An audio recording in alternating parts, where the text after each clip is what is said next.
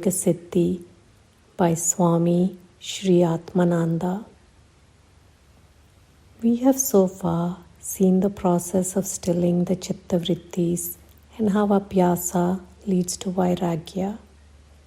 In this talk, we examine the nature and duration of sadhana required to attain Vairagya. We learn about the three components of Abhyasa and the four types of samskaras and their relationship to the four stages of Vairagya. The final stage of Vairagya, known as Para Vairagya, leads the yogi into samadhi. We now present Abhyasa and Vairagya.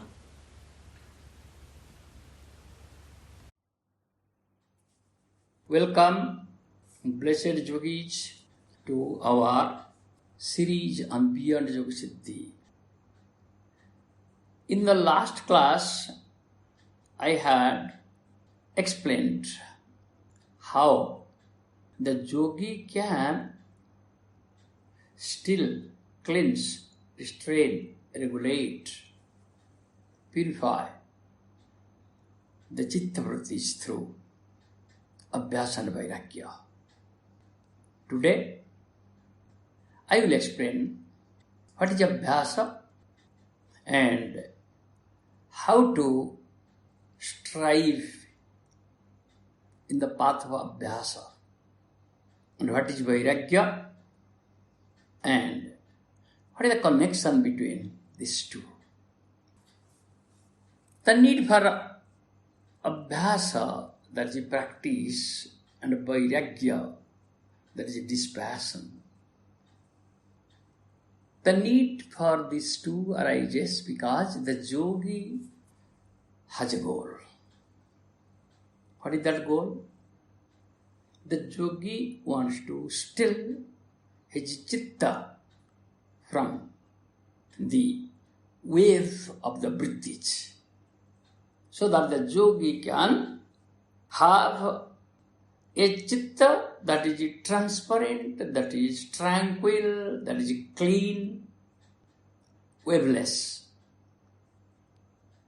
Then only the yogi will be able to not only experience its own state, but also will be able to discriminate in the day-to-day life, in the waking state of life, how to handle the signal that is coming from the objective world of Prakriti, and also how to handle the pressure that is coming from the samskaras.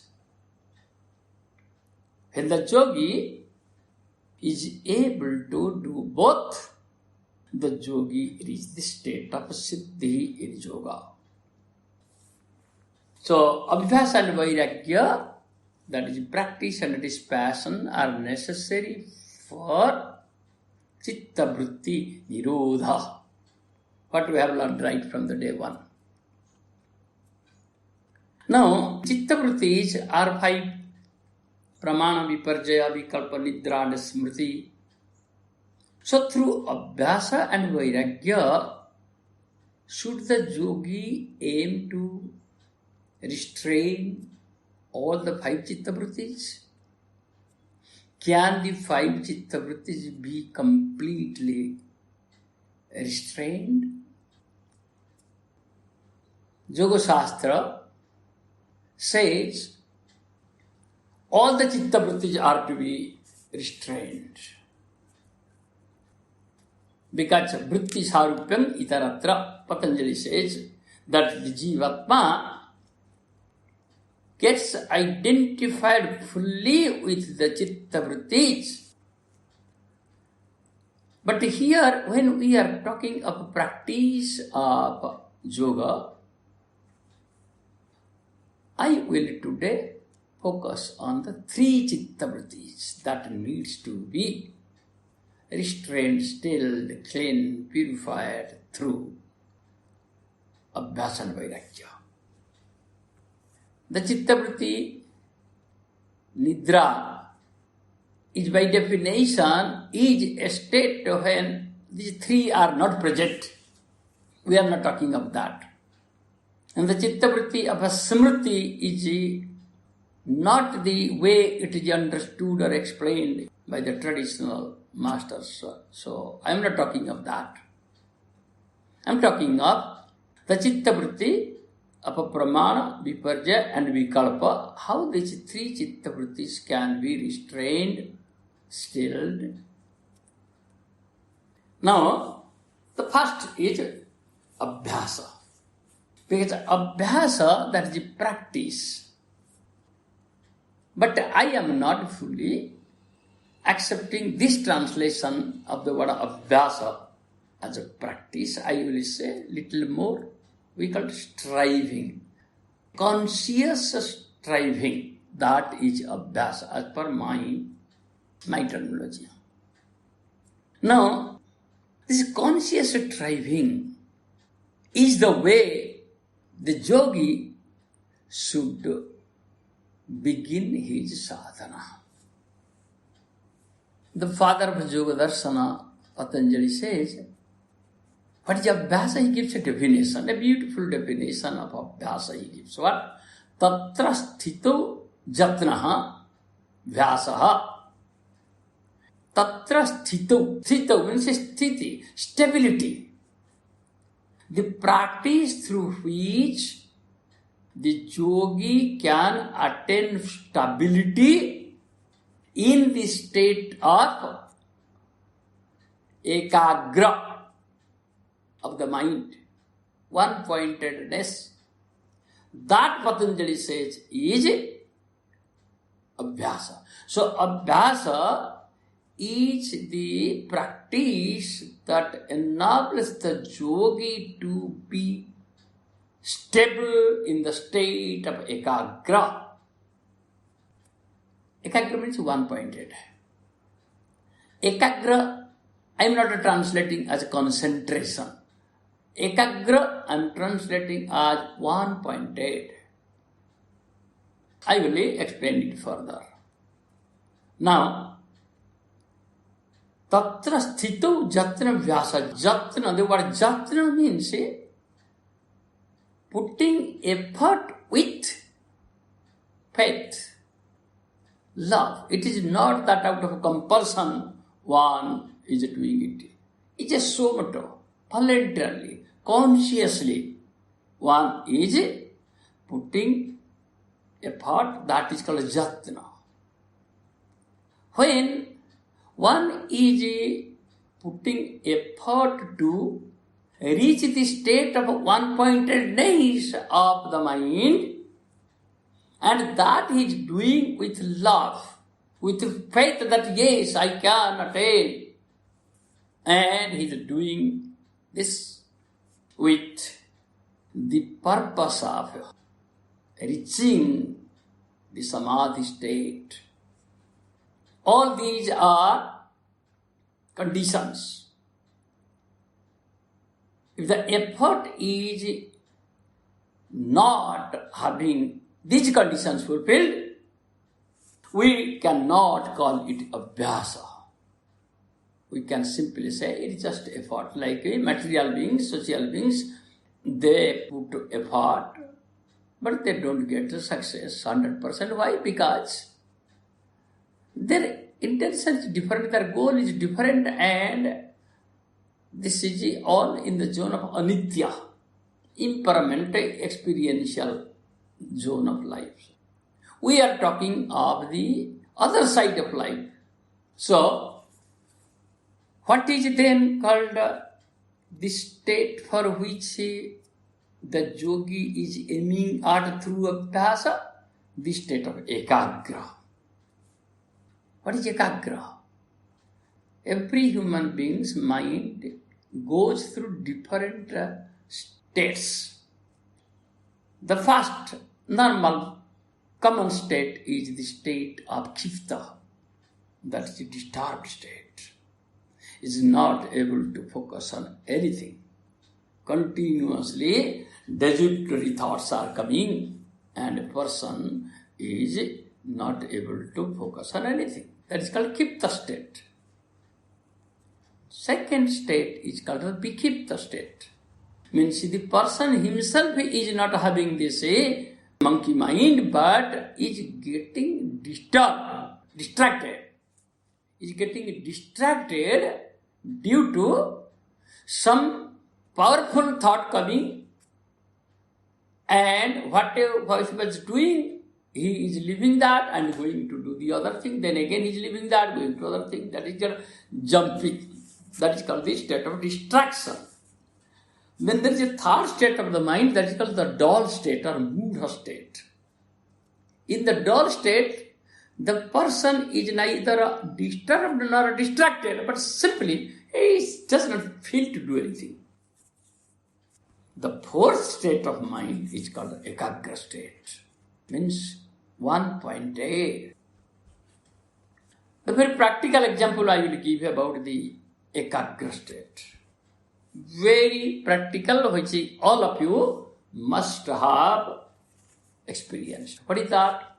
When you are driving, your focus is on the road.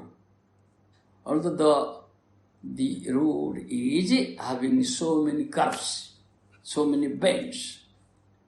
Although you are seeing the beauty of nature, but you are not distracted, nor you are disturbed due to the presence of so many beautiful sceneries around, nor you are in the dull state, because you cannot drive in a mountainous road if you are in a dull state. So, you are in a working consciousness and you are aware of, you are seeing the beauty of the nature, but you are neither disturbed state nor distracted state. You are one-pointed, Ekagraha. That is why you don't commit accident, your vehicle does not fall down 2000 feet below. That is a very practical example of the state of one-pointedness. So one-pointedness is not the state that is normally understood as concentration. No. So the yogi should do abhyasa to reach the state of one-pointedness, Ekagraha. If the Ekagraha state is attained, then the yogi will be able to focus on any work, any responsibility, any duty, even if there is a lot of different attractions or distractions, but he will fulfill his purpose. So, abhyasa is that conscious, willful effort that is needed for reaching the state of Ekagraha. Now, the question comes, how long it will take for the yogi to reach that state? Patanjali says, it takes time. How long? Patanjali says, Satu Dhirgakala. Dhirgakala is a long time. But that long time is just not an objective concept. It is subjective. Since it is subjective, every seeker, every yogi should himself decide what is short time, what is long time for him, for her. But what is necessary is that one should have this willpower, this determination, this strong resolve that I will practice, I will put my whole effort on abhyasa until my monkey mind, my turbulent mind, my desultory mind, attracted mind is not able to come to one-pointedness, that whenever and wherever I want to focus, I am able to. That is called the state of abhyasa. So, this time concept is subjective. Then second condition of abhyasa is Nirantara means it should be continuous, without a break. Practice of this mind to reach the state of Ekagraha, it should be a continuous effort. That is called Nirantara. Dhirgakala, Nirantara. Second, then there is a third condition, a third symptom of Abhyasa. Whether you are doing real Abhyasa or not, how can you know? These are three conditions, three stages of Abhyasa. First is, it is continuing. If someone will ask you how long you are actually practicing, how long you are doing Abhyasa to get rid of this monkey mind, you say, oh, for 3 months I'm trying, but it's not happening. Some people in a very fast sitting of meditation, they simply send the message, I cannot meditate because my mind is so restless. What answer can be given to them? If someone will ask me, I sat for meditation, but I cannot meditate, my mind is having so many thoughts, then my answer will be, then don't meditate, finish matter. Why I say that? Because if I say that, no, you have to, then I am creating a karma and violating the very first definition of yoga, that is a atha yoga anusasana. Yoga is anusasana.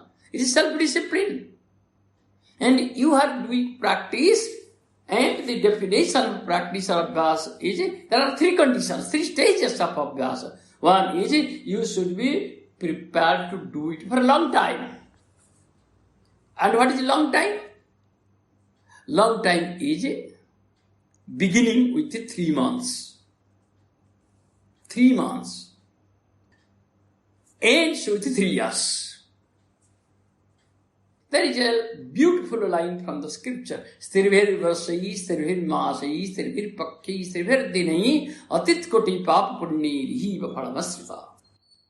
3 years, if you are actually aiming at Yogasiddhi, you should give to yourself 3 years. You will be established in Savikalpa Samadhi. And if you are doing this continuously, whatever you have been taught, do it and keep a target of 3 years. You will definitely attain Yogasiddhi. And if you are continuously doing it without break, Nirantara, without break, that you did it 10 days, then you stop 3 days. No. Then again you have to count from the day you stopped, again you have to count from the next day. This is called determination. And then third condition is Satkara Asevita. This is beautiful term Patanjali uses. Satkara Asevita. Satkara is what? Sat karma, sat vichara, sat chintana. So sat, your action should be oriented towards your goal of realizing the Sat. That is called Sat Karma. Then Sat Chintana, your thoughts, whenever you are watching that your mind is just thinking something which is neither necessary for your practical life situation nor necessary to push you in yoga, all these monkey minded desultory thoughts, whenever you are aware that this is happening to you, my advice is you divert that thought to your sadhana, your scripture, your experience of a samadhi, tranquility, silence, peace, bliss. If not, at least take up a concept and do chintana. That is consciously invoking the thought and do manana. That is, start contemplating the meaning, the inner meaning, the applied meaning, the experiential meaning of a term in the scripture that your teacher has given you. So, these are called Satkara Asevita. And in sadhana part of Yoga-darsana, Patanjali explained the whole process in just 3 words. He says, Tapa, Swadhyaya, Ishwara Pranidhanani, Yoga Kriya. Very fast formula in the sadhana part. So, Tapa means austerity. And what is austerity? Lord Krishna has given a beautiful definition of austerity. That is a physical austerity, verbal austerity, mental austerity. In chapter 17 of Gita, you can find that. So, the triple austerity. Then second is a Swadhyaya. Swadhyaya is what? Reading a scripture, contemplating on the meaning of the scripture, and trying to find out how far the scripture has entered into your life. That is called Swadhyaya. You are sitting and chanting the Gita, 18th chapter, and you say, I did Swadhyaya. No, that's not Swadhyaya. Swadhyaya is the adhyayana for realizing the Saha. When you are doing this, that is called Swadhyaya. So, studying a scripture, knowing the meaning, and contemplating on the hidden meaning, and finding out how far this meaning is aligned with my life's experience. That is called Swadhyaya. So, Tapa is the first condition of Abhyasa. Swadhyaya is the second condition, the second stage of Abhyasa. Then the third is Ishwara Pranidhana. Ishwara Pranidhana is continuous aspiration, continuous striving for realizing God, for God realization. If these 3 conditions are there, that means you are doing Abhyasa.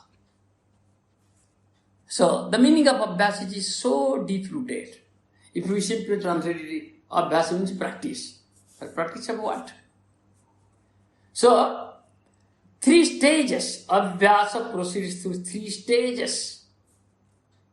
First is, it should be long time. You have to fix a time for yourself, which is considered a Dhirgakala. And Dhirgakala means, my definition is keep a goal of 3 years. And then do this practice continuously without a break. Third is, always be aligned with the Sat Karma, Sat Chinta, Sat Abhyasa. All good, all positive that takes you towards your goal. If these 3 are there, what will happen?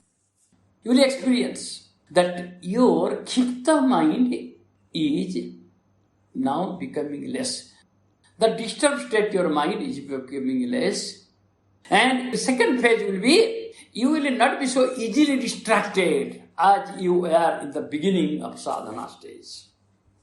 A person who is not easily distracted is a person who has attained considerable success to overcome the state of Chitta, disturbed state. He is not in a disturbed state. Why?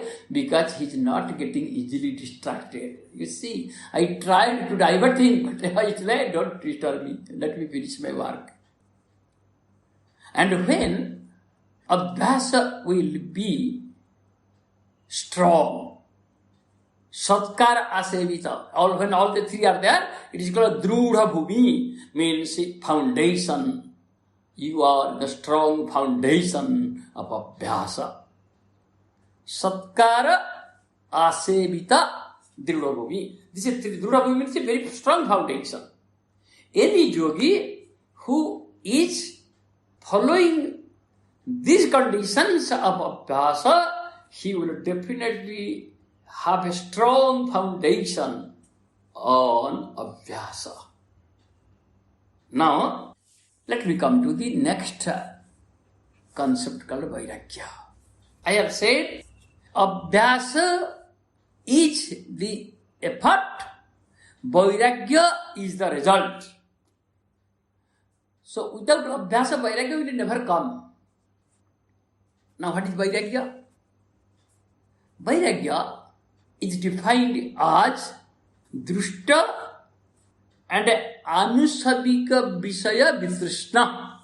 That is how Patanjali has defined it. Drushta Anusabika Visaya Vitrishna.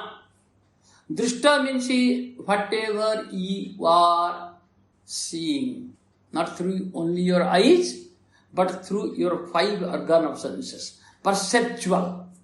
Your perceptual knowledge you get from the objective world. That is all are in category of drushta. In this category comes touch, taste, sight, sound and smell. Because you are able to see these through your organs. These are called drushta. So, drushta visaya. And what is visaya? Visaya is the object that the organs run towards. Why? Because the organs run to the object because the jivatma wants to experience the essence of these objects. That is why it is called a Visaya. Visaya is not a subject. Visaya here is referring to the object for which the organs always run. Vitrishnasya means not having a pull for these objects. When the yogi is not having pull for these objects, why? Because his trishna means his longing. The longing has become less. When this state has become so strong that all these drushta objects, this perceptual objective experiences are under your control, complete control. Means they are under your basa, under your control. You are under their basa. You are not under their basa. You are not under their control. When that is coming, that is one part of a vairagya. That is other part is anusravika. Visayas are of 2 types. One is drushta, means that is perceptual. Another is anusravika, that you derive, you know through scriptures, through books, through listening from others. What are these? These are, if you do this yoga, you will get this. If you will do punya karma, you will go to Indraloko, you will go to paradise. If you do this, you can walk on water, you can fly on air. These are written in the books. Miraculous power getting extrasensory perception, extrasensory vision, extrasensory experience of touch, taste. These are all called Yogasiddhis, but these are not called samadhi siddhi. These are called miraculous in yoga. Siddhi is in yoga, but it is not the ultimate Yogasiddhi state. When the yogi is reading or listening about these miracles, the yogi feels a pull for getting these powers, getting these experiences. Patanjali says, you have to also have a vitrishna. Means you should also have no pull for these type of extra sensory miraculous experiences. That is called anusravika. When your mind, which has reached the state of Ekagraha through Abhyasa, then one more state is needed for the mind, that is to reach the state of nirodha. Kshipta, Vikshipta, Moodha, Ekagraha and nirodha state. In the state of nirodha, your mind is completely in the state of samadhi. Your mind has withered away. There is no human mind. Although you have the mind, but it is not the human mind which is interested for all the experiences in this sensory world, sensory zone. Enlightened beings, great Mahatmas, they also have a mind. But their mind and the mind of a deluded human being, there is a big difference. So, the one definition of Chit is your antahkarana. Antahkarana means the state of your mental state. So, when you reach the state of true Vairagya, that time there will not be any pull for drishta and anusradika experience from the world of perception and from the zone of this scriptural knowledge. How one can cultivate that Vairagya? Now you have to understand this. This concept of Vairagya is very much linked with another concept called samskara. What is samskara? Samskara is the accumulated, unfinished, unexperienced, suppressed desires that are stored in the subtle body of the yogi. I have said everyone has three bodies. One is called the bhoga body, experiential body. One we experience through our gross body. Then we store in our samskara body. Then third, there is the energy body. All that the jivatma has a desire but not got, or has got but is not fully saturated. All these go and get stored up in the second body we call the sukshma sarira, the subtle body. That I call the sanskara body. There, these sanskaras remain in 4 layers. The first layer is we call this udara state. Udara means is very, very fluid state. It has just come.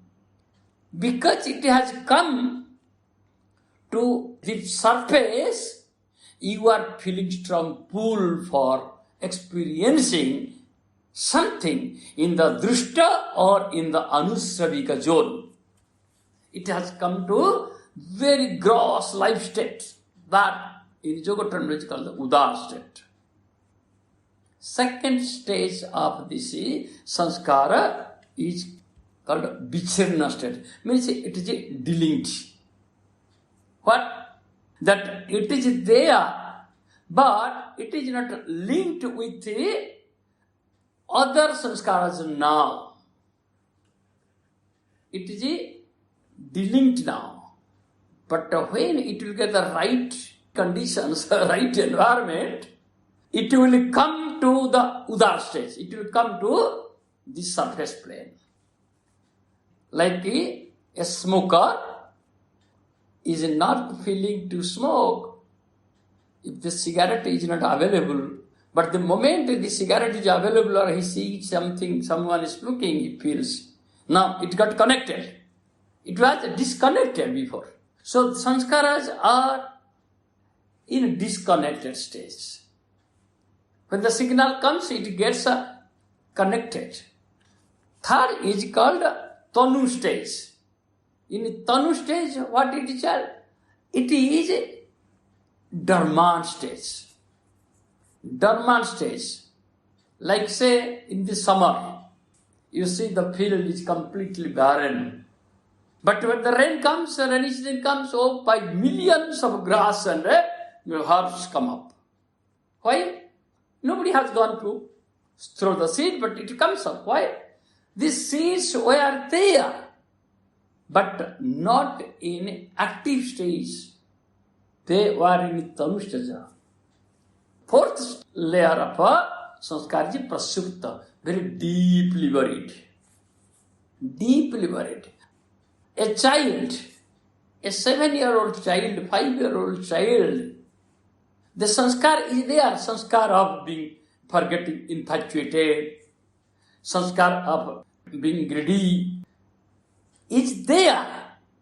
When adolescence comes, all the emotions comes. That's why? Because the time has not come. It is waiting for the right time. That is called the prasupta stage.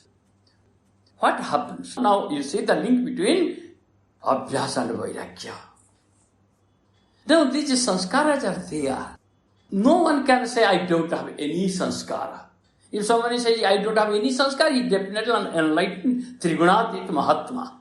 For such a person, yoga is not necessary. Nothing is necessary for such a person. But for others, it is necessary. So what happens?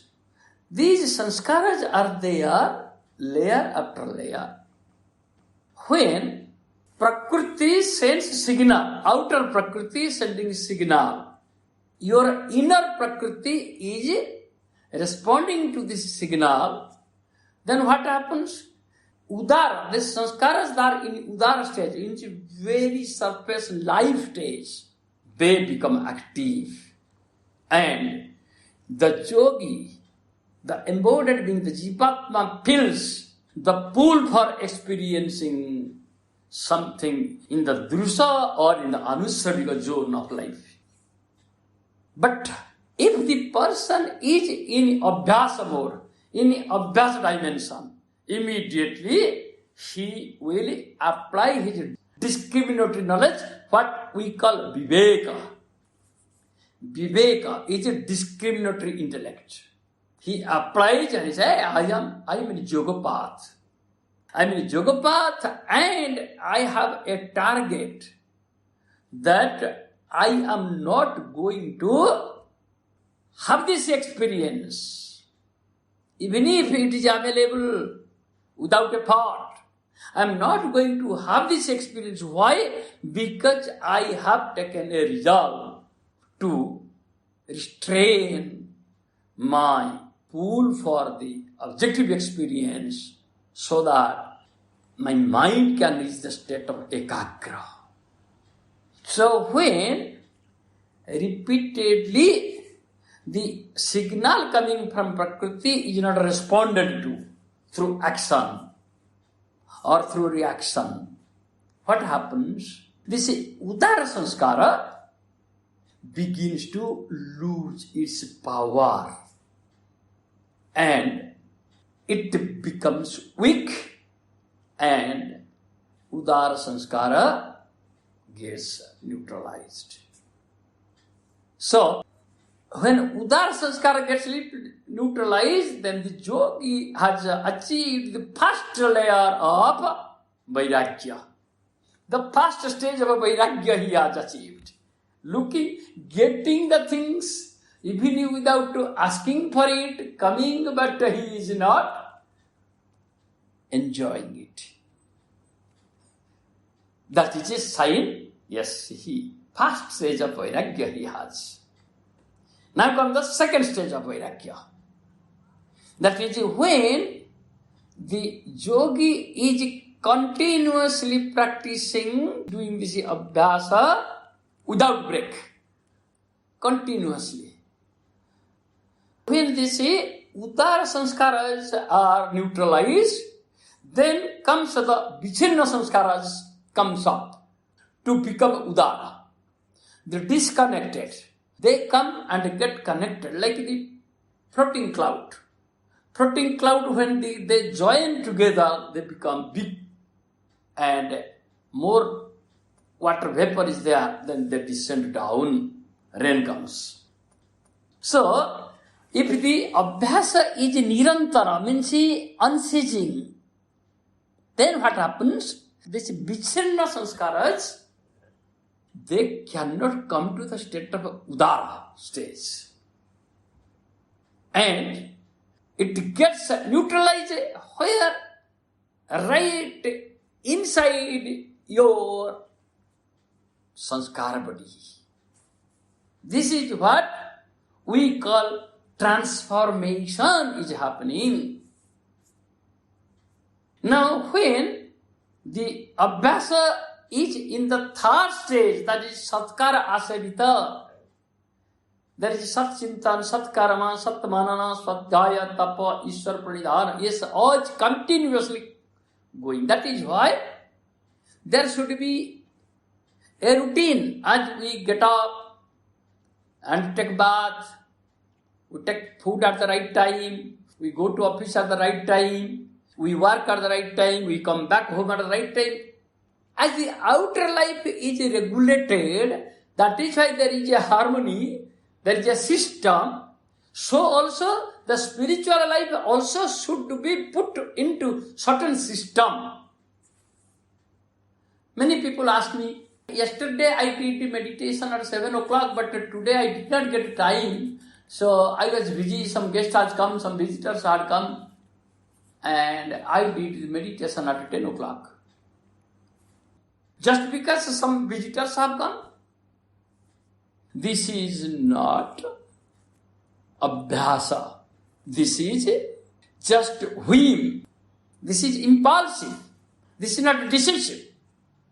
Yogasiddhi is for those who are decisive, not those who are impulsive. So when the Abhyasa becomes continuous, then we see Vichinna sanskaras get burned inside.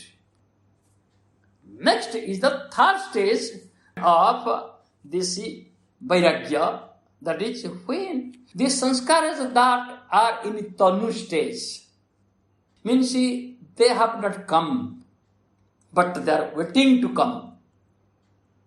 They are to be burnt. How? Here comes this Ishwara Pranidhana. Ishwara Pranidhana is a continuous aspiration for God realization. Ishwara Pranidhana burns the sanskara that are in the Tanu stage. Because this jivatma who is not separate from Paramatma, the jiva who is verily the Shiva or the Brahma, the jiva itself is now aspiring to get its own state. It's like a Shiva aspiring to reach the state of jivatma. Then what will happen? Those sanskaras which were below the Udara stage, below the Vichinna stage, those who are in the Tanu stage, and these are the sanskaras, we call the destiny or prarabdha, those who are, these are supposed to come when you are 60 years, or 50 years, or 40 years. It is waiting. It is waiting. That we get burnt.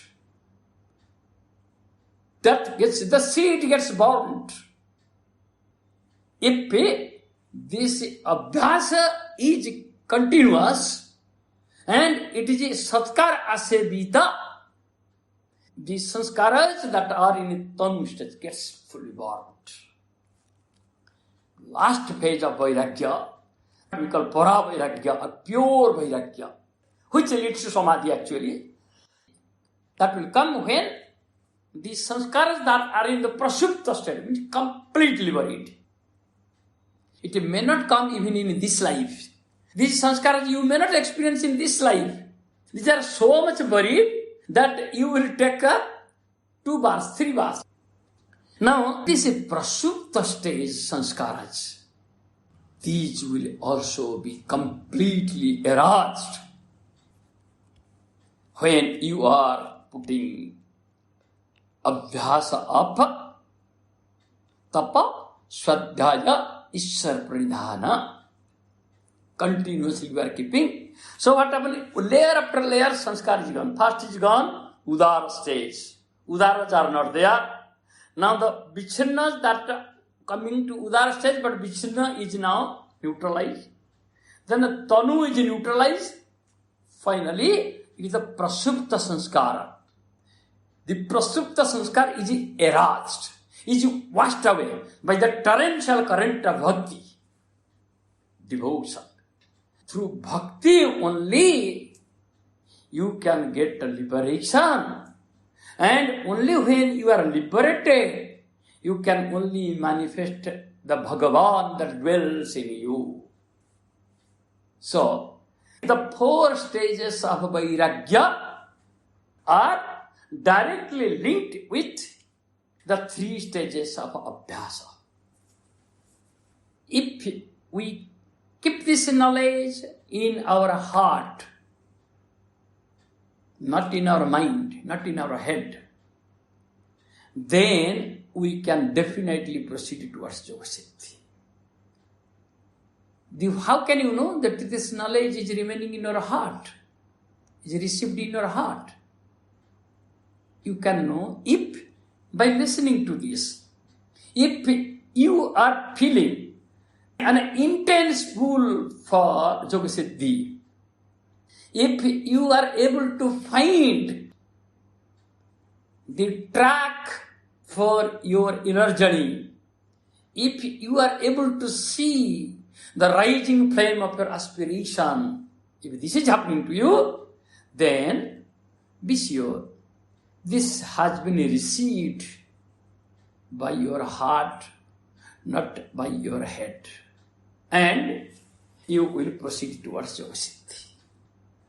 I wish every seeker, every striving yogi to reach the state of Yogasiddhi, because I believe, I am convinced that Yogasiddhi is the birthright of every jivatma. Because jiva is verily the replica of Brahma. Jiva Brahmait Kevalam. Thank you, bless you all, and wish all of you to attain Yogasiddhi.